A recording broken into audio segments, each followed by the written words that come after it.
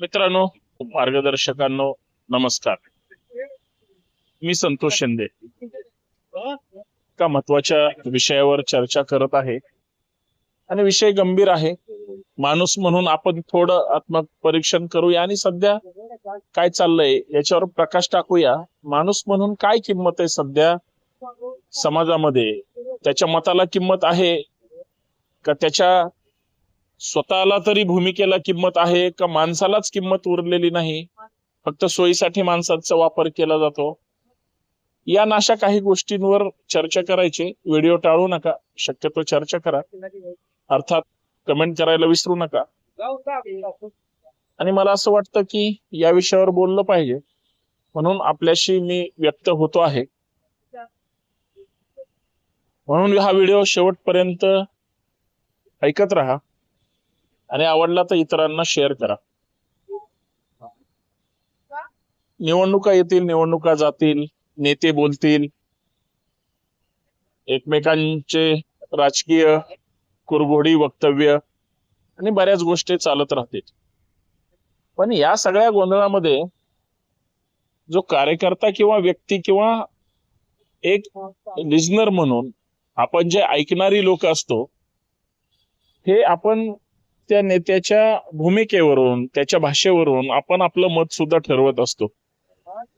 मत ठरवायला हरकत नाही, परंतु आपल्याला असं वाटतं की हा बरोबर बोलतो, याचं खरं आहे. पण ज्यावेळेस ही नेते मंडळी, हाच नेता ज्यावेळेस एखादी चुकीची भूमिका घेतो, त्यावेळेस मात्र आपण त्याचं समर्थन करतो का? त्यावेळेस आपल्याला राग येतो, पण आपण त्याला बोलू शकतो का? तर अजिबात नाही. आणि मग या नेत्याच्या किंवा त्या नेत्याच्या सध्याच्या कुरघोडीहून आपण कधीतरी विचार करतो का की ही लोक राजकीय स्वार्थासाठी एकमेकाशी टोकाचं बोलतायत? संध्याकाळी एकत्र बसून चहा पित असतील किंवा जेवण करत असतील, गप्पा मारत असतील, परत दुसऱ्या दिवशी त्यांचं राजकारण त्यांच्या सोयीनं. तुम्ही आम्ही माणसं गावखेड्यात शहरात राहतो, यांना आदर्श मानतो. ज्या नेत्यांना आपण आदर्श मानतो, ज्या नेत्याच्या विचारावर चालतो किंवा ज्या पक्षाची आयडियोलॉजी म्हणून आपण त्यांचे भक्त होतो, आपण कधी अंधभक्त होऊन गेलो किंवा अंधभक्त होऊन बसलो हे आपल्याला सुद्धा लक्षात येत नाही. आणि मग आपण एकदा अंधभक्त झालो की मग भक्त एखाद्या वेळेस सुधरू शकतो, पण अंधभक्त हा इतका मुरदाड आणि इतका भयानक असतो की तो कधीच सुधरू शकत नाही. ही फॅक्ट आहे. आणि या सगळ्या गोष्टीमध्ये ज्यावेळेस मी कुठे आहे हा आपण विचार करतो, त्यावेळेस आपण कुठंच नसतो. कारण वेगळ्या वेगळ्या जाहिरातीतून, वेगळ्या वेगळ्या भूमिकेतून, राजकीय भांडणातून सगळ्या चर्चा होतात. कुठलाही नेता सध्या समाजकारणाच्या ज्या महत्वाच्या गरजा आहेत, त्याच्यामध्ये तरुणांच्या रोजगाराचा प्रश्न असेल, नोकरीचा प्रश्न असेल, विकास कामांचा प्रश्न असेल, वेगळ्या वेगळ्या जाहिरातींच्या अर्थात नोकरीच्या जाहिरातींच्या माध्यमातून स्पर्धा परीक्षेच्या पोरांच्या जो वर्षानुवर्ष संघर्ष चाललेला असतो त्याचा प्रश्न असेल, किंवा याच बरोबर अजून वेगळ्या वेगळ्या ज्या लोकहिताच्या, कायदा सुव्यवस्थेच्या, राजकीय प्रतिनिधित्वाच्या, या सगळ्या गोष्टी आणि गरजा जर लक्षात घेतल्या तर या कुठल्याच मुद्द्यावर राजकीय पुढारी चर्चा करत नाही. आता महानगरपालिकांच्या निवडणुका झाल्या, म्हणजे शहराचं सगळ्यात मोठं विकासाचं जे स्ट्रक्चर जिथं बनवलं जातं ते महापालिकेचं सभागृह. पण त्याच महापालिकेच्या सभागृहामध्ये कोण प्रतिनिधी म्हणून निवडून गेला पाहिजे? तो चांगला व्यक्ती आहे का? चांगल्या भूमिका मांडू शकतो का? त्यांनी काही संघर्ष केलाय का? त्याला काही राजकीय सामाजिक वारसा आहे का? का फक्त दलबदलू लोकांनाच तिकीट द्यायची आणि त्यांचं भागलं जातं? परत माझा मुद्दा आहे की मी किंवा माझ्यासारखे हजारो, तुम्ही किंवा तुमच्यासारखे हजारो, ही लोक कार्यकर्ता म्हणून काम करत राहतात, पदाधिकारी किंवा इतर जबाबदाऱ्या घेऊन काम करतात. पण ज्यावेळेस प्रतिनिधित्वाची संधी देण्याची वेळ येते त्यावेळेस आपलं नाव काच कुठंच नसतं. मुळात सगळे राजकीय पक्षाचे सो कॉल्ड नेते शहराचे असतील, तालुक्याचे असतील, जिल्ह्याचे असतील, आपल्याला नेता मानायलाच तयार होत नाहीत, मोठं म्हणायला तयार होत नाहीत, मोठं करायचं तर लांब द्या. आपण कितीही कष्ट केले विचारांसाठी किंवा एकंदरीत सगळ्या गोष्टीसाठी, आपल्याला गृहीत धरलं जात नाही.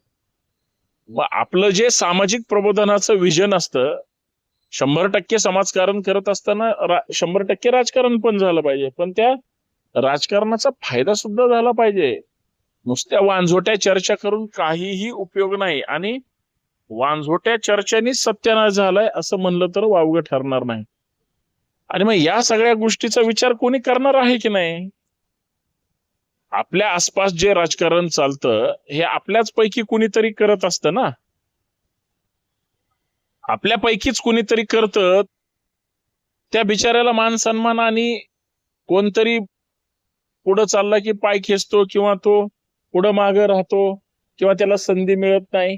ह्याच म्हणजे पांचट चर्चामध्ये आणि एकमेकाला डावलण्याच्या नादामध्ये तो तसाच तिथंच राहून जातो. मग तो ना गावखेड्यात तो मोठा होतो, ना शहरात मोठा होतो, ना त्याला पुढं प्रतिनिधित्व दिलं जातं. आणि सध्याचं तर तुम्ही पाहताय की बाहेरून आलेला एखादा कार्यकर्ता इथं येऊन लगेच जागा मिळवतो, आणि इथं जो इतरांना घडवण्याच्या नादामध्ये स्वतःचं वय, पैसा, बुद्धी, श्रम, कष्ट सगळं तो जो घालून बसतो, वेळ निघून जातो, तोपर्यंत त्याला काहीच मिळत नाही.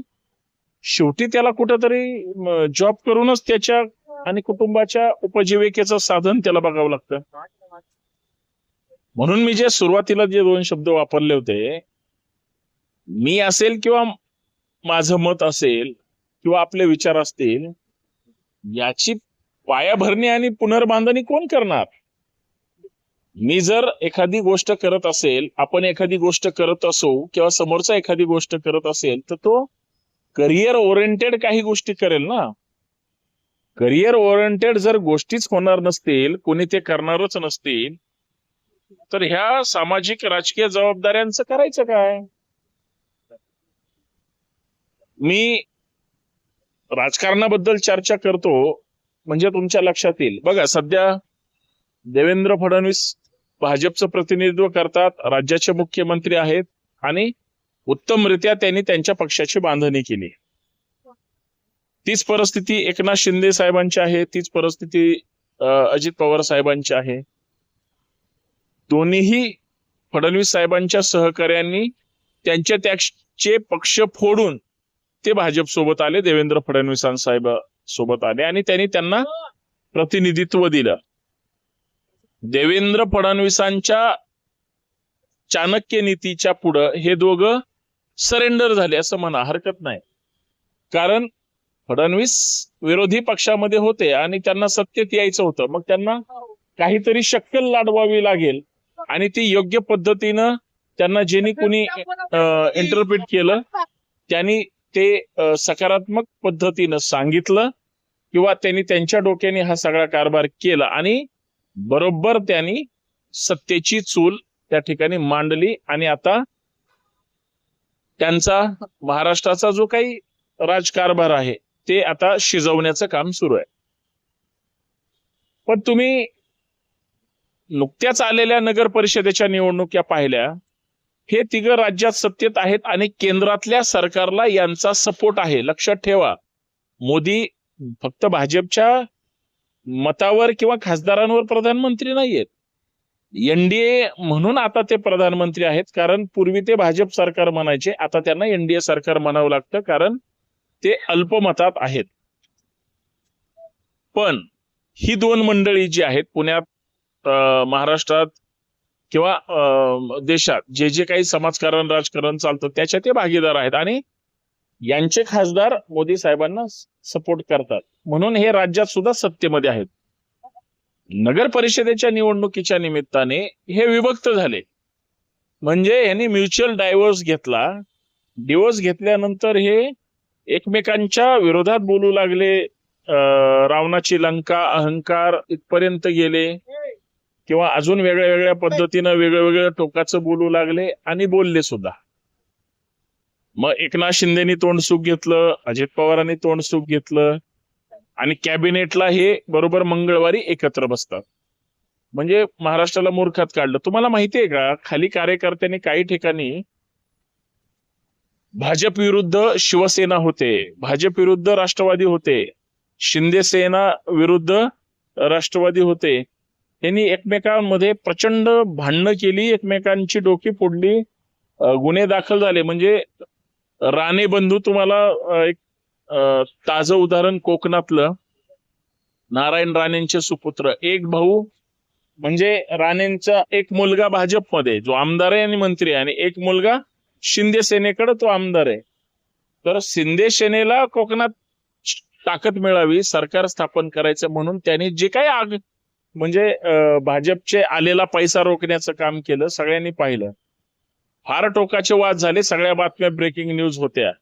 पण या सगळ्यामध्ये एक गोष्ट लक्षात आली का, सत्तेत हे बसले, सत्तेत बसण्यासाठी त्यांनी विरोधकांना गप्प करून टाकलं, आणि विरोधक हे आज दिसायला सुद्धा तयार नाहीत. त्यानंतर आली स्थानिक स्वराज्य संस्थेचा दुसरा पार्ट म्हणजे महानगरपालिका. महानगरपालिकेत सुद्धा हे एकमेकाच्या विरोधात बोलत आले. प्रचार संपला, आता मतदानाचा दिवस येईल, मतदान होईल. पण जे निष्ठावंत कार्यकर्ते नावाची जी जमात आहे, ह्या तिन्ही पक्षांची आणि 3 विरोधी पक्षांची, म्हणजे एकूण 6 पक्षांची, आणि मग छोटे मोठे पक्ष आणि मग इतर अपक्ष. बघा, ह्या सत्ताधारी 3 पक्षांच्या निष्ठावंत कार्यकर्त्यांना तिकीट मिळालेलंच नाही. ते फक्त सतरंजा टाकण्यात आणि झेंडे लावण्यात आणि माईक बसवण्यात आणि सभा बोलवण्यात आणि कार्यकर्ते गोळा करण्यातच व्यस्त राहिले, व्यस्त राहावं लागलं, किंवा त्यांना त्याच्याशिवाय पर्याय नव्हता आणि नाही सुद्धा.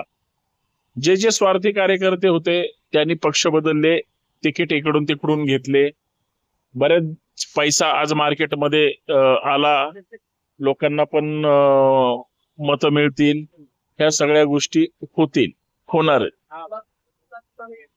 पण भाजपच्या लोकांना अजित पवारांना तिकीट दिली, शिंदेच्या लोकांना भाजपने तिकीट दिली, किंवा अजित पवार आणि शिंदेचे लोक फोडले आणि भाजपनं तिकीट दिली. म्हणजे एकमेकाचे कार्यकर्ते त्या त्या क्षणाला पळवले.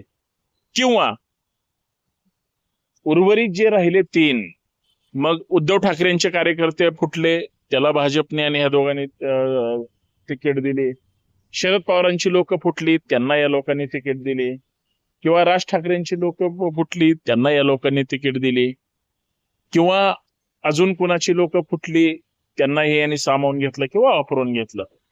हे सगळं निर्विवाद झालं, निर्विवाद केलं गेलं. पण एक गोष्ट या सगळ्या ह्याच्यामध्ये तशीच राहिली की आलेल्या गेलेल्यांनाच काही जागा मिळाल्या आणि काही मिळाल्या नाही, आणि मग ते लोकही विश्वास नाही ठेवत. अहो, एखादं जर गावामध्ये एक मोठं घर असेल, खटलं मोठं असेल, किंवा एकत्र कुटुंब असेल, आणि त्याच्यात जर चुकून एखादं कुटुंब फुटलं तर अख्खं गाव त्या नजरेने बघतं, अरे ह्यांचं काय खरं नाही, शेवटी विभक्त झाले. गाव विभक्त झालेलं असतं, पण त्यांचं नजरेसमोर एकत्र असतं. मोठाच भाऊ अख्ख्या घराचा कारभार पाहत असतो, भले ते 2-3 भाऊ असू द्या, त्यांच्या बायका, मुलं, परिवार मोठा असू द्या, पण तेच जर कुटुंब फुटलं तर त्याची भरपूर चर्चा होते, किंवा त्या नजरेने किंवा त्या अर्थाने ते बघत राहतात. मला हेच म्हणायचंय, वाईट नजरेनं जर तिथं बघितलं जातं तर मतदान करताना तुम्हाला कोण सकारात्मक पद्धतीनं मत देणार? कारण तुम्ही स्वार्थासाठी इकडं तिकडं उड्या मारलेल्या असतात. म्हणजे तिथं जे माझे सुरुवातीचे शब्द होते की माणूस म्हणून आपल्याला काय किंमत आहे, आपल्या मताला काय किंमत आहे, आपल्या शब्दाला काय किंमत आहे. तुकाराम महाराजांचा एक अभंग आहे छानपैकी की आम्हा घरी धन शब्दांचीच रत्ने, शब्दांचीच शस्त्रे यत्ने करू, शब्दाची आमुच्या जीवाचे जीवन, शब्द धन वाटू जन लोका. आज कुठे ते सगळं? आज कुठंच ते पाहायलाही मिळत नाही आणि त्याच्यावर कोणी चर्चाही करत नाही. म्हणजे इतकं सगळे स्वार्थी झालोय का आपण बदललोय का?